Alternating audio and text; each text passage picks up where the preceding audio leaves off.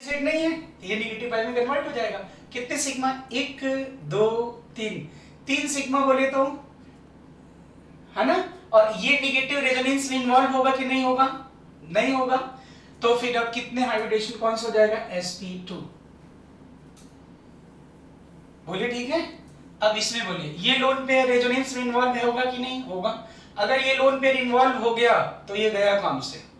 जो एक जगह इन्वॉल्व हो गया वो दोनों जगह नहीं इन्वॉल्व हो सकता। अगर रेजो में इन्वॉल्व हो गए तो ठीक, आप जाइए, रेजो में इन्वॉल्व हुई है, हाइब्रिडेशन में इन्वॉल्व नहीं हो सकते। दो नाव पे पैर नहीं रख सकते, ठीक है ना, एक जगह इन्वॉल्व हो सकते हैं।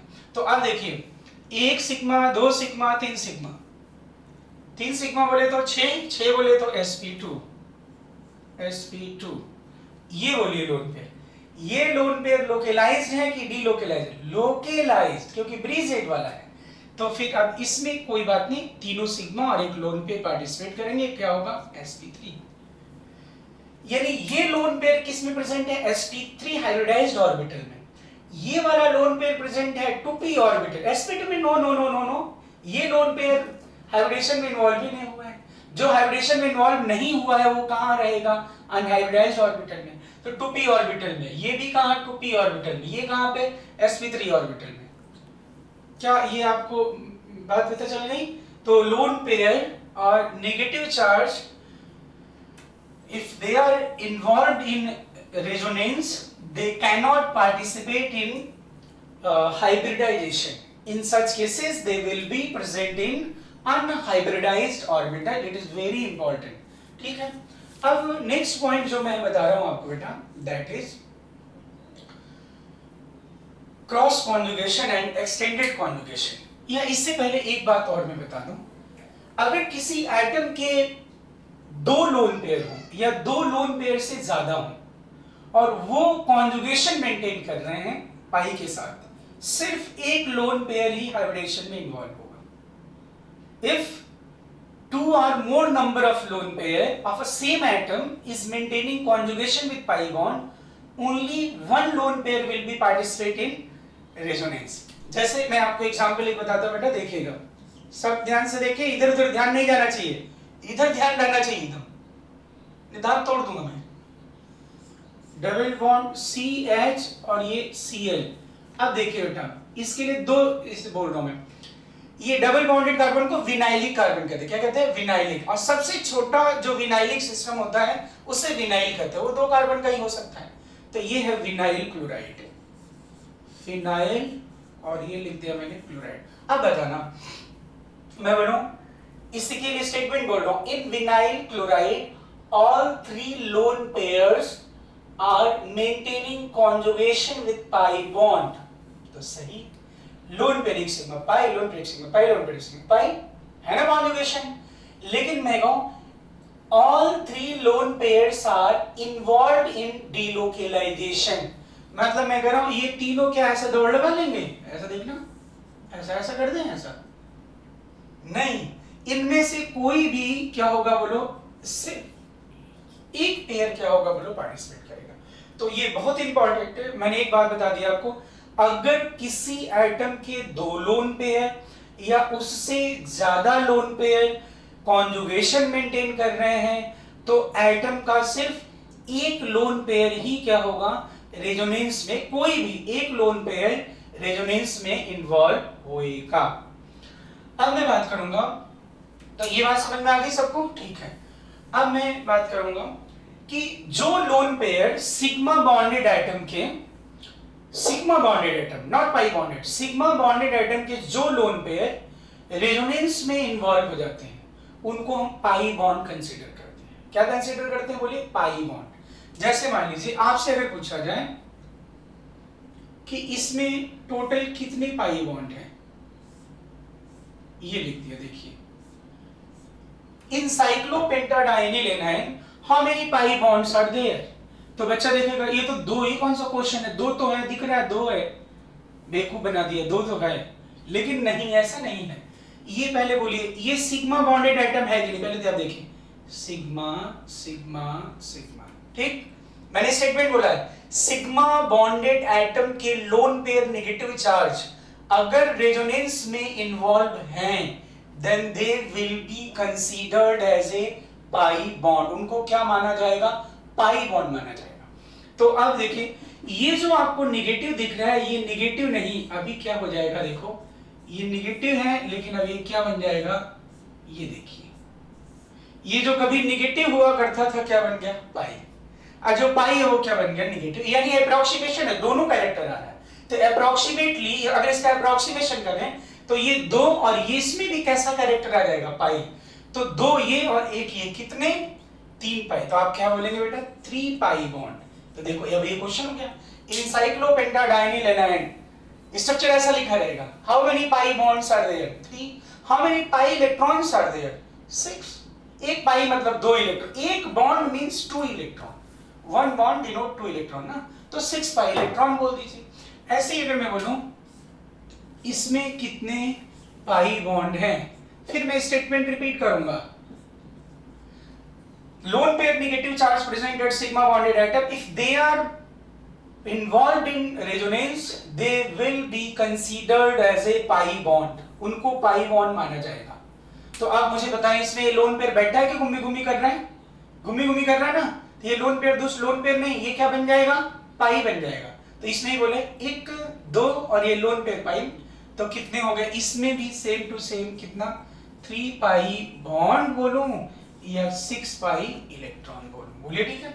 ऐसे ही अगर मैं पूछूं how many pi bonds are there, तो बोलो रेजोनेंस में इन्वॉल्व हो रहा है ना ये, हाँ, how many pi bonds are there, बोलिए how many pi bonds are there, 2 तो दिख रहे हैं ना, और इसका भी ना लोन पेयर एक सिग्मा पाई, सिग्मा बॉन्डेड एटम का होना चाहिए लोन पेयर, तो कितने हो गए, 4 कि 3, 4 नहीं, जब एटम के 2 लोन पेयर या 2 लोन पेयर से ज्यादा लोन पेयर हो तो एक ही लोन पेयर पार्टिसिपेट करता है, तो इसमें भी कितने हो गए बोलिए, सेम टू सेम। तो फ्यूरेन हो या फिर था, अब इसमें बोलूं आपसे, देखिए इसमें how many pi bonds are there, ये आते हैं क्वेश्चन इस तरह के, ये देखिए how many pi bonds are there,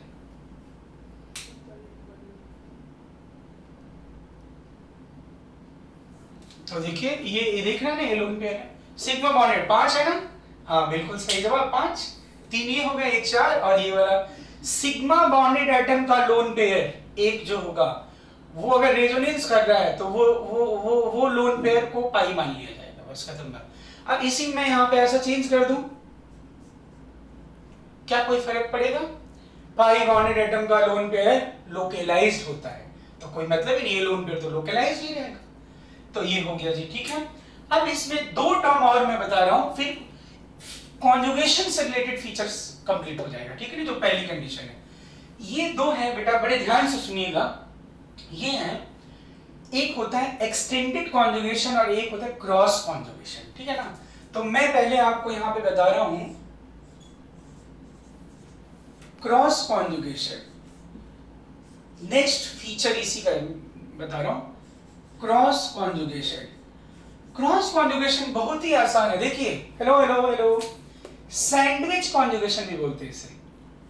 sandwich conjugation मतलब, देखिए मैं पहले एग्जांपल लिखूं तो पता चलेगा, NH CH double bond CH2 and CH double bond CH2। अगर कोई लोन पेयर बीच में है and it is maintaining bidirectional or tridirectional conjugation with pi bond, it will be known as a cross conjugation। तो देख मतलब बीच में है, जैसे लोन पेयर एक सिग्मा पाई, लोन पेयर एक सिग्मा पाई, अब ऐसे भी सकता है लोन पेयर एक सिग्मा पाई, 3 तरफ भी हो सकता है, मिनिमम 2 तरफ।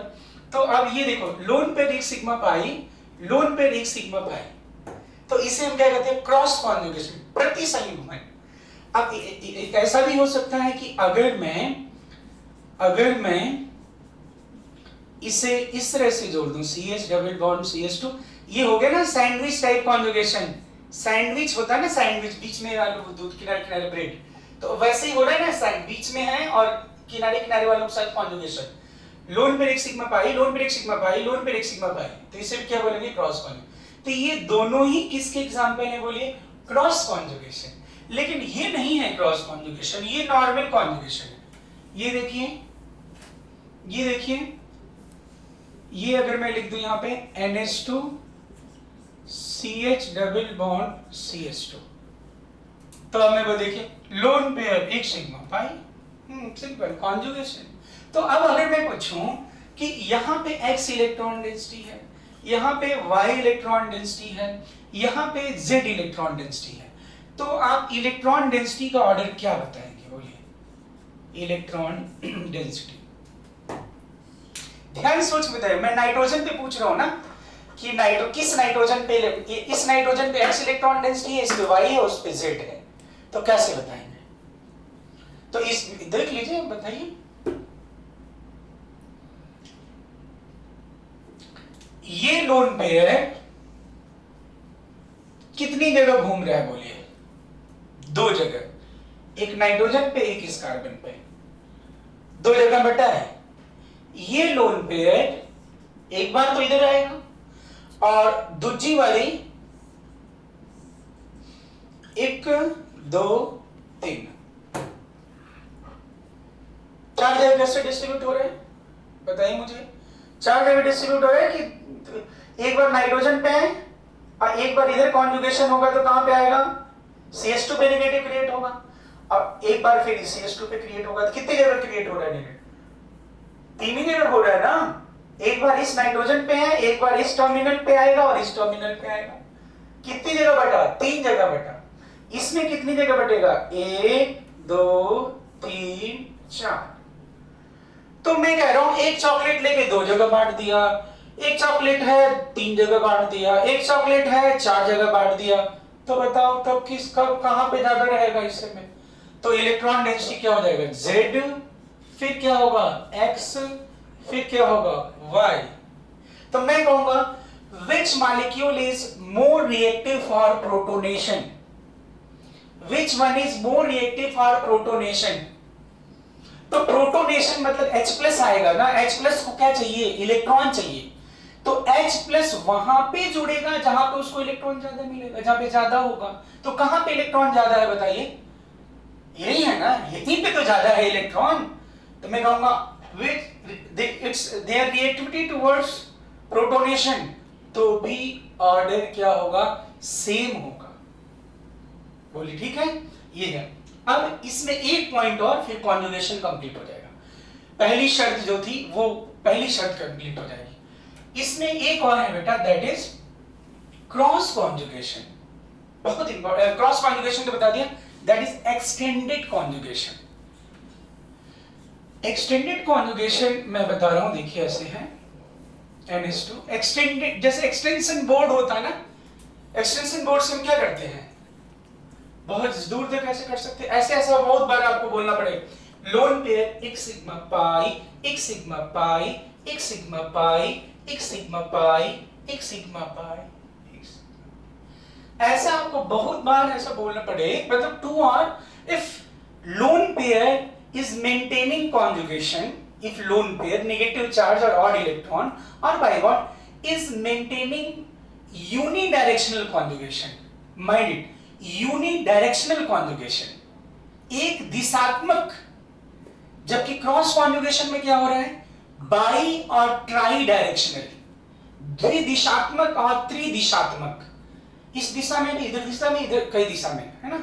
लेकिन इसमें मैं बना unidirectional conjugation with 2 or more than 2 pi bonds, it is known as extended conjugation, विस्तारित संयुग्मन। फिर से मैं बोल रहा हूं, if lone pair negative or odd electron is maintaining unidirectional conjugation with 2 or more than 2 pi bonds, it is known as extended conjugation। तो अगर मैं यहां लिख दूं CH double bond CH, CH double bond CH, double bond CH2, अब देख लीजिए ध्यान से, ये देखिए lone pair 1 sigma pi, 1 sigma pi, 1 sigma pi, conjugation break हुआ क्या? नहीं है ना। कितने पाई के साथ कॉन्जुगेशन है? 3। यूनी डायरेक्शनल है कि बाई डायरेक्शनल है? Unidirectional. लोन पेयर एक सिग्मा पाई, एक सिग्मा पाई, एक सिग्मा पाई, ट्राई डायरेक्शनल है ना, 3 पाई बॉन्ड के साथ है। ये एक्सटेंडेड कॉन्जुगेशन का एग्जांपल है और ये हो गया आपका एक्सटेंडेड कॉन्जुगेशन और ये है क्रॉस कॉन्जुगेशन। अब प्रश्न ये है कि एक्सटेंडेड, मैंने नंबर ऑफ पाई सेम कर दिया। अब क्वेश्चन ये है कि एक्सटेंडेड कॉन्जुगेशन और क्रॉस कॉन्जुगेशन में कौन ज्यादा स्टेबल होगा? तो देखिए, वैसे तो इसके बहुत सारे एक्सप्लेनेशन होंगे, मैं आपको बिल्कुल देसी सिंपल कोरिलेट करके फिलोसफिकली बता दे रहा हूं, आप वो याद रखना। आप बताओ मुझे कौन से स्टेट ऑफ माइंड ज्यादा स्टेबल होता है? कंफ्यूज्ड मतलब मैं ये करूं कि मैं ये करूं कि मैं ये करूं, एक तो ये कंडीशन हो गई, मैं इधर जाऊं कि मैं इधर जाऊं कि मैं इधर जाऊं, और एक मुझे पता है कि मुझे इधर ही जाना है, मुझे इधर ही जाना है। कौन सा स्टेट ऑफ माइंड ज्यादा, जिसमें यूनि डायरेक्शनल एक दिशात्मक सोच है, या जो कई चीजों में उलझा हुआ है एक जगह, ठीक है ना, राइट बात। तो इसमें अगर मैं बोलूं, देखिएगा, तो ये लोन पेयर इधर भी कॉन्जुगेशन, इधर भी, तो इसमें ये हो गया मैं इधर जाऊं या उधर जाऊं, तो इसमें उस टाइप का हो गया। और इसमें अगर मैं बोलूं एक दिशात्मक यूनिडायरेक्शनल कॉन्जुगेशन, तो हालांकि इसका साइंटिफिक एक्सप्लेनेशन भी है, आप इनने आगे मैं बता दूंगा। एक्सटेंडेड कॉन्जुगेशन और क्रॉस कॉन्जुगेशन में कौन डोमिनेंट है? Extended conjugation. क्या बोलिए? Extended conjugation. एक एग्जांपल और है बस 2 मिनट का। एक्सटेंडेड कॉन्जुगेशन, तो अगर मैं बोलूंगा इन दोनों मॉलिक्यूल में विच वन इज स्टेबल, तो आप स्टेबिलिटी ऑर्डर क्या लिखेंगे? बोलिए, stability order that is B greater than A. बोले ठीक है। तो एक्सटेंडेड कॉन्जुगेशन डोमिनेटेड हुआ है क्रॉस कॉन्जुगेशन। अब एक चीज और, मैं सिर्फ pi bond lone pair involve किए बिना एक एग्जांपल बताऊं। जैसे मान लीजिए इसमें ऐसा है, जब आप सिर्फ पाई बॉन्ड वाले सिस्टम में क्रॉस कॉन्जुगेशन बनाते हो, तो ये इस तरह का होता है। देखिए, CH डबल बॉन्ड CH2। देखिए, ये जो ब्रांच्ड वाला पाई बॉन्ड है, ये पाई इन दोनों चेन वाले पाई के साथ कॉन्जुगेशन होगा, लेकिन ये जो चेन में होंगे ये कॉन्जुगेशन मेंटेन नहीं कर रहे होंगे। देखिए, पाई एक सिग्मा 2 सिग्मा पाई, ये बीच वाला पाई लेकिन दोनों के साथ कॉन्जुगेशन में, पाई एक सिग्मा पाई, पाई एक सिग्मा पाई, ये कॉन्जुगेशन में हो गया ना, बाई डायरेक्शनल। अब इसी को अगर मैं ऐसा लिख दूं, CH2 double bond CH, CH double bond CH, CH double bond CH2।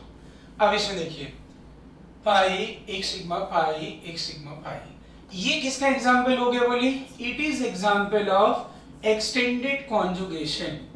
क्या हो गया? Extended conjugation. तो सिर्फ पाई बॉन्ड वाले में जो एक्सटेंडेड कॉन्जुगेशन है, क्रॉस कॉन्जुगेशन है, अंतर जानते हैं आप कैसे? इसमें जो ब्रांच्ड वाला पाई बॉन्ड होगा वो चेन में प्रेजेंट, ब्रांच्ड वाला पाई बॉन्ड चेन में प्रेजेंट पाई के साथ क्या करेगा? कॉन्जुगेशन करेगा। और जो एक्सटेंडेड कॉन्जुगेशन में है उसमें चेन वाले पाई बॉन्ड आपस में क्या करेंगे? बोलो, कॉन्जुगेशन मेंटेन करेंगे। तो अब वंस अगेन, एक्सटेंडेड और क्रॉस में कौन ज्यादा डोमिनेंट है? Extended conjugation. तो अगर मैं बोलूं A और ये B, which one is more stable, तो मोर स्टेबल क्या हो गया? बोलिए, ये ज्यादा स्टेबल हो जाएगा। ये बहुत इंपॉर्टेंट है, क्योंकि जब आप हीट ऑफ हाइड्रोजनेशन, मैंने आपको बताया था हाइपर कॉन्जुगेशन का इफेक्ट, तो मैंने बताया था आपको, कोई भी फैक्टर जो अनसैचुरेटेड मॉलिक्यूल को स्टेबल बनाते हैं, they will decrease heat of hydrogenation, है ना। तो अब यहाँ पे नंबर ऑफ डबल बॉन्ड तो सेम है, मैं पूछूं हीट ऑफ हाइड्रोजनेशन कंपेयर करो, हीट ऑफ हाइड्रोजनेशन। तो हीट ऑफ हाइड्रोजनेशन क्या बताया था मैंने आपको? Inversely proportional to stability. तो हीट ऑफ हाइड्रोजनेशन यहाँ पे क्या हो जाएगा? बोलो, A ग्रेटर देन B। तो बच्चों, मैंने आपको रेजोनेंस में अभी सिर्फ एक कंडीशन बताई है, कौन सी कंडीशन बताई? कॉन्जुगेशन, और उससे रिलेटेड मैंने फीचर्स बता दिए। तो रेजोनेंस मैंने बताया था इंट्रामॉलिक्यूलर डिलोकलाइजेशन है पाई इलेक्ट्रॉन का, न्यूक्लियस अपने पोजीशन में कोई चेंज नहीं करते हैं, और इसके लिए कोई पर्टिकुलर फिजिकल स्टेट की जरूरत नहीं है, सारे फेजेस में होता है? और अब नेक्स्ट लेक्चर में इसके जो और नेक्स्ट जो भी अपना वीडियो होगा उसमें मैं डिस्कस करूंगा इससे condition number 2nd and 3rd, उसके बाद फिर मैं आपको एप्लीकेशन बताऊंगा। तो बच्चों आज के लिए बस इतना ही। Okay, thank you, bye bye.